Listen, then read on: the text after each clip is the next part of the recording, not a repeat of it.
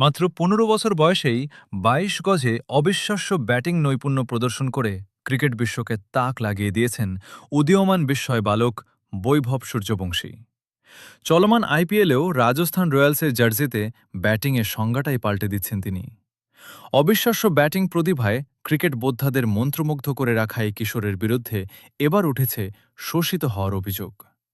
কর্ণাটকের এক সমাজকর্মী তাকে দিয়ে পেশাদার ক্রিকেট খেলানোকে শিশুশ্রম ও আইন লঙ্ঘন হিসেবে অভিহিত করেছেন। বৈভবের অনবদ্য পারফরম্যান্সের সুফল ভোগ করা রাজস্থান রয়্যালসের বিরুদ্ধে এখন রীতিমতো মামলা দায়ের করার ঘোষণা দিয়েছেন ওই ব্যক্তি।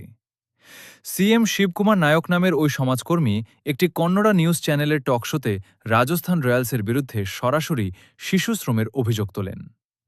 রাজস্থান রয়্যালসের বিরুদ্ধে মূল অভিযোগগুলো কি রিপাবলিক ওয়ার্ল্ডের বরাত দিয়ে জানা গেছে। ওই আলোচনায় নায়ক বলেন, রাজস্থান রয়্যালসের এই ১৫ বছর বয়সী ছেলে বৈভব সূর্যবংশীকে শোষণ করা হচ্ছে। সে নেহাতই একজন শিশু, যার বয়স মাত্র ১৫।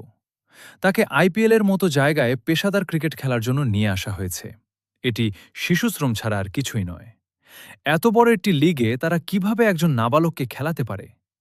এই অল্প বয়সে ক্রিকেট খেলার বদলে তার এখন পড়াশোনায় মন দেওয়া এবং স্কুলে গিয়ে শিক্ষা গ্রহণ করা উচিত।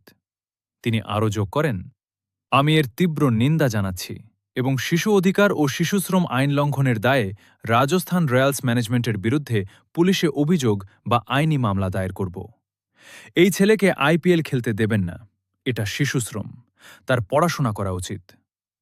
আইসিসির নিয়ম কি বলছে সদ্য ১৫ বছরে পা দিয়েছেন বৈভব সূর্যবংশী, যা তাকে আন্তর্জাতিক ক্রিকেটে খেলার জন্য আইসিসির ন্যূনতম বয়স যোগ্যতা অনুযায়ী বৈধ করে তুলেছে। আইসিসির নিয়ম অনুযায়ী